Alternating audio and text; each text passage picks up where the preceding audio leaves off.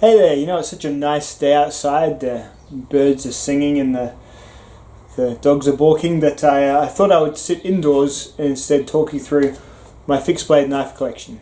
It's too awkward to sit here, so I'm just going to grab them in kind of sections and talk through each one of these cool blades. These are the ones that have stuck around, lasted the test of time, and we'll do a bit of a state of the collection. Alright, so these three little fixed blades here are all from Garak Knives. This was the first one I bought. This is the Rex 121 Mako. This one I got through his GoFundMe, and this was the steel that sort of really pushed me on the steel testing. So Rex 121's still the longest lasting edge I think you can get a steel to achieve. There might be some other steels that could rival it, but I think this, especially with a custom heat treatment, nothing really beats it in terms of sheer long-term edge retention. So the Mako here was a really cool little project. And then speaking to Gary, I bought this one off of him as well. This is a bit more of a daily user able knife, in my opinion. This one is in crewware, same knife pattern, slightly fatter handles, and these are like a maple burl, so a little bit more sort of organic feeling in the hand. This is just simple black micarta. And this one here Gary sent me as a gift, which is lovely of him. This is Nitrobe 77. So this steel here is a steel that will, I would say, never rust. Like, it's so far from being able to rust that you would have to really do some obscene things to it. Probably the most rust resistant steel I've ever experienced. So Nitrobe 77.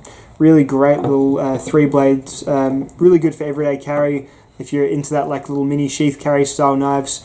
Lovely pieces, Gary Creeley blades there. These are my Ericksons and my Dron knives. So Erickson Knife Works and Alex Dron, probably my two favourite fixed blade makers. So these are both small makers. So Bill's knives feel a little bit more, dog won't stop barking. Bill's knives feel a little bit more sort of traditional style. Sort of perhaps a bit more hunting capable or something, at least these two do anyway. This one's in W2 tool steel, and this one's in 3V tool steel. And yeah, just really nice. You just find a good custom knife maker, because they're handling the knife at every step in the build. They'll make their handles fit the human hand almost perfectly. And these two Alex Dron knives are just probably my favourite two knives that I own.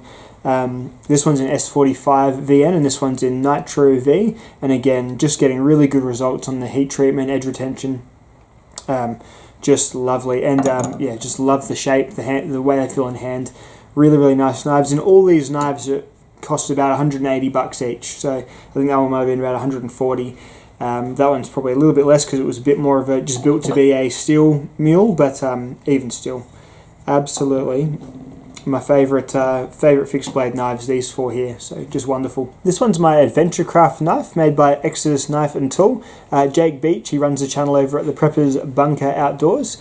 Pretty interesting fella, and these knives he's designed, and they were just almost tailor-made for my taste, like just really slender, really sort of minimal knives that still, perform as knives very well. They're durable. They're made of 1084 carbon steel, and yeah, I really enjoy having this one around. This one rides in a sheath of my my Becker BK9. Just sits in there quite nicely in its little Kydex sheath. Really good little bird and trout style knife, or like just a mini utility knife. Really nice. These ones are sort of my bushcrafty sort of camp style knives that I've retained. So this Falconeven F1. This is probably my my longest serving and most used of all of these knives. Even still, I'll choose to use this one from time to time. It's been on deck for about 3 or 4 years now. It's back to being pretty sharp again. I'll sharpen it. I've tried a few different edges on it, all that sort of stuff. A real user. It's been quite beaten up, but it's still holding together really well. This is just in the standard VG10 steel. Really nice blade there. These are a bit thicker, but I find that Falconeven's convex edges are keen enough to slice well despite their thickness.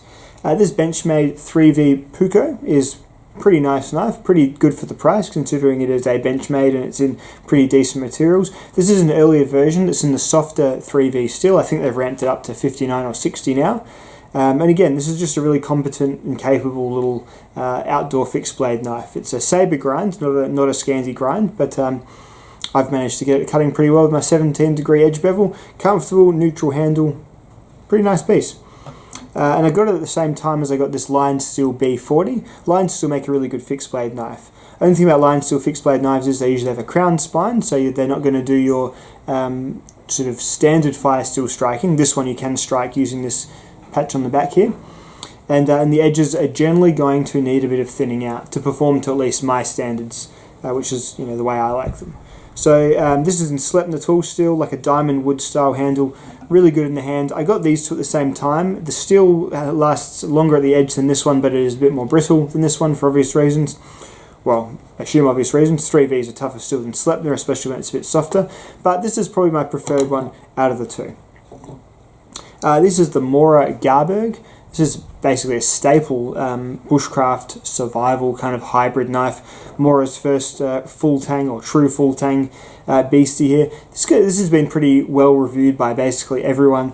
I'm not the biggest fan of it. I think it's a good knife. It's a fine knife, and it's certainly something you could confidently buy someone else and they'd be happy with it. But in Australia, these are about 200 Australian dollars, which is a whole lot of money. That's like SC money. For this quite sort of much slighter Mora. You can get an SE6 for about the same price. So a little bit pricey over here in AUS. And this is the Condor Pterosaur, which does a lot of the things that the Mora does in the same steel. Slightly different, I guess, composition on the plastic style handle, but really good competitive option if you want to pay only about half the price of the Garberg for a knife that's probably going to do very similar things. The spine's not quite as sharp, it's not quite as impeccably finished, but really good choice there too. And then this one's probably my favourite of my production fixed blade knives. This is my Falkneven F1 Pro. So the Falknevens came out with the X series this year, and I used that opportunity to get a couple of X series and an F1 Pro series as well, and I do prefer the Pro series. This is just a great camp companion knife. Despite the blade being quite thick, I find it cuts really, really well at the edge. Falkneven do pretty good convex grinds, and this one slices and cuts much more delicately than it should, so really enjoy this one too. And these came with great sheaths as well. The Pro sheaths are a little bit better than the standard Falkneven sheaths. Then the X sheaths are the best sheaths out of all of them, so there you go. These are some beta style knives. So these are knives that are really good for just rough use, abuse. The Ontario Journeyman, I got this quite recently. This is an interesting knife. It sort of doubles as a bit of like a general kind of digging and trenching sort of. It's a bit of an odd piece, quite ugly, quite a sort of odd looking knife, but I kind of enjoy it in a way. It's a really good, I said in my review, a really good first knife for like a child. It's just got a few extra safety features, real defined cross guard, blunt, sort of rounded off Warncliffe tip, and it just generally has a kind of somewhat coolish combat type aesthetic that probably would appeal to like a younger boy or girl. So it's kind of like a good first knife without seeming like a first knife. This is an Ontario Spec Plus Alpha Survival Knife. These are really cheap. These are about 50 Australian dollars. They come in 1075 steel. They're American made. They come with a really awful nylon sheath, but really great car knife. This is one of my car knives in both my cars. Lives under my spare tyre in its sheath, and it's good for stuff that can happen at roadside that you need a sharp knife for. So good general user.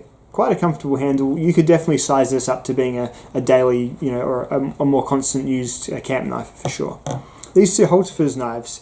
So this is the Holtefers GK. This is the knife that I think is indispensable for everyone. It's like a $13 knife, SK5 steel, solid as a rock. You can beat the absolute crap out of these. Check out my Holtefers GK review to see me smash one of these with a hammer and it'd be absolutely fine.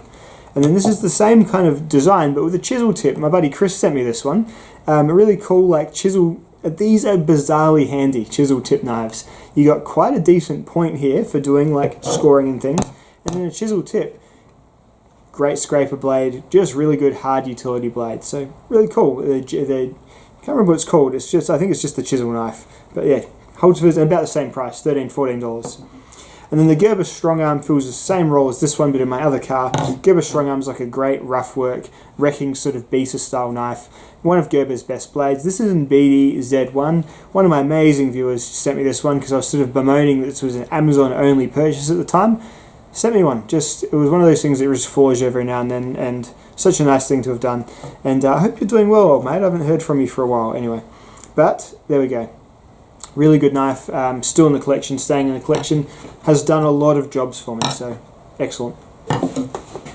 These are two larger style camp knives. This is the Falkneven S1 X. So this is the new X series Falknevens with the slab style handles there. And these come in a really nice sheaths with the locking tab. And yeah, really quality. I really do enjoy the S1X. Really nice.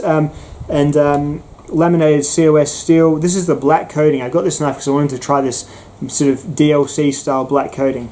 And yeah, really enjoyed it. So definitely one, of all the production picks I've got, if I didn't have those customs I was talking about at the start, this would be one that would see a lot more use. And I do enjoy it. I'm not sure if it will stay around, but I recommend it if you can't find a good sort of semi-custom, good choice.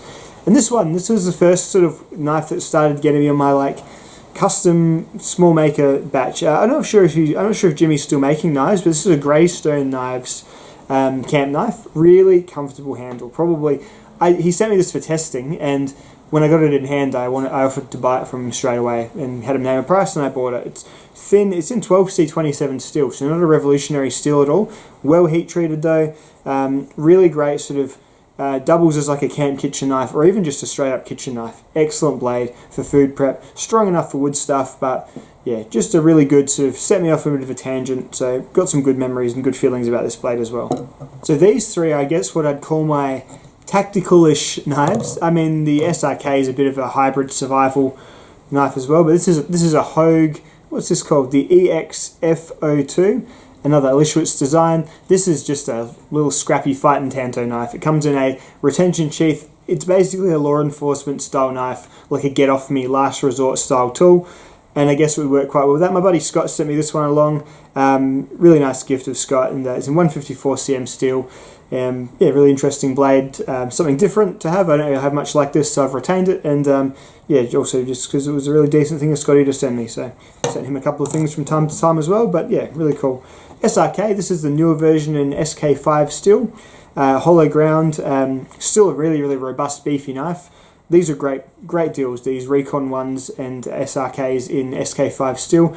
Both of them about sort of 80 Australian dollars-ish. Get a lot of steel for the money, a lot of cutting power. Edges aren't going to last as long as the 3V or perhaps even the VG10 versions, but sorry, the San Nay versions.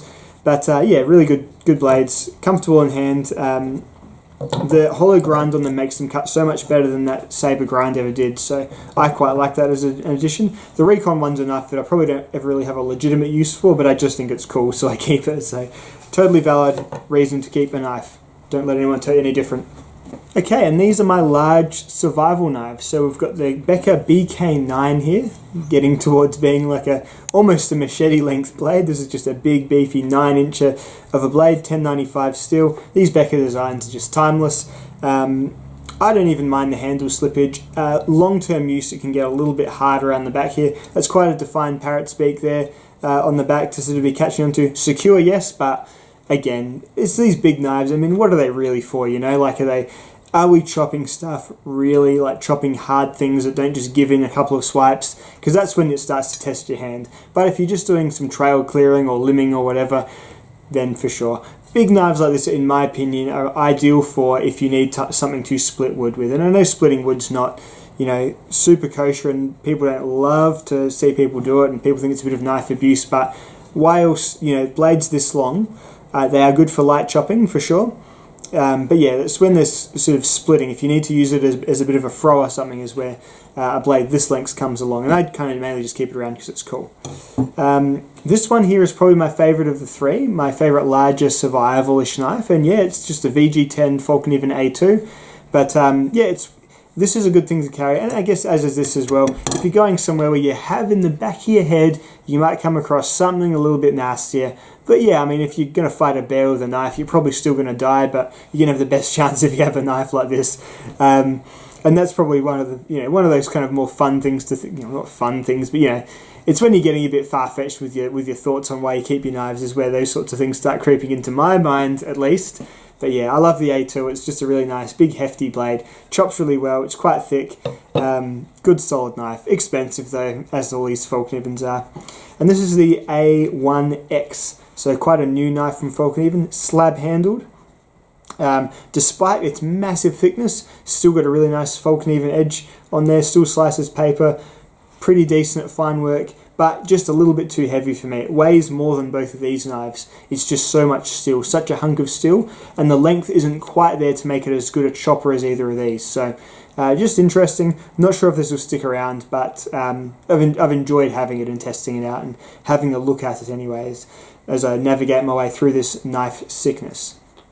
Now let's look at the crazy stuff. So this is a Kukri House Kukri. This is in spring steel. Cuts pretty well, chops pretty well. Had to do a little bit of edge work to it. Not sure if I'd recommend the Kukri House. I reckon hit up Advanced Knife Bro and see what he thinks. I think he's getting some better results with Kalash blades. I think they're called Kalash blades. These are pretty rough, and they've got a really uncomfortable spot on the end of the handle here that makes it, when I want this to be a yard work tool, it makes it a less fun yard work tool to use, and I end up going to this guy here. So my buddy Chris, long-term viewer, chat with him fairly often. I've had this for ages from him now. I think at one point he was going to sheath it, make a sheath for it, but it's an Australian Army Go-Lock, so big, heavy sort of prang style machete, really easy to use, really nice in the hand, simple wooden handle.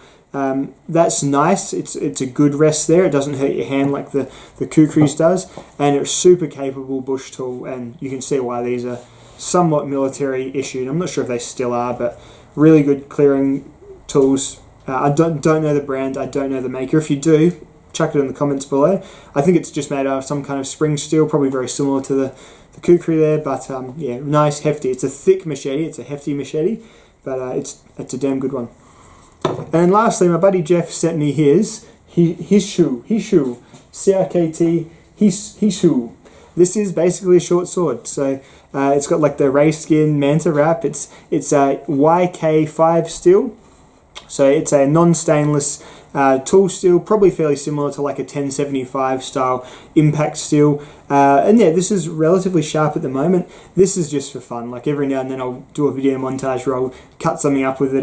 This is a weapon through and through, and you know, I obviously don't have a daily need for a weapon, but it's great fun, and it's something that I really do enjoy having around and just looking at and just being silly with sometimes. And that's where these things are really shining, you know, just being, all of us are that 14-year-old kid who, you know, used to practice nunchucks in his mirror. We all are that kid still, and this is when you feel like being like that kid, perhaps when your family are out of the house and your neighbours aren't looking over the fence. Great blade, good fun. So that's all my knives. That's my fixed blade collection. Hope you've enjoyed. That's everything at the moment. So some stuff that's gone that maybe will come back. There was a Lion Steel T5 that I really do recommend. It's a great knife. I do miss that blade. The Spyderco Bill Moran, I liked that blade, but I replaced it with the Spyderco Waterway, and the Spyderco Waterway is currently out with a friend who's doing a big ass full driving trip, and he wanted a good knife, so I thought the Waterway would be perfect for him. So I started off with him, so that's on some crazy adventures, much crazier adventures than I would ever take a knife on. So that's that one, and that's the state of the collection at the moment. So there we are. Thank you for watching, and I'll see you in the next video. Bye bye.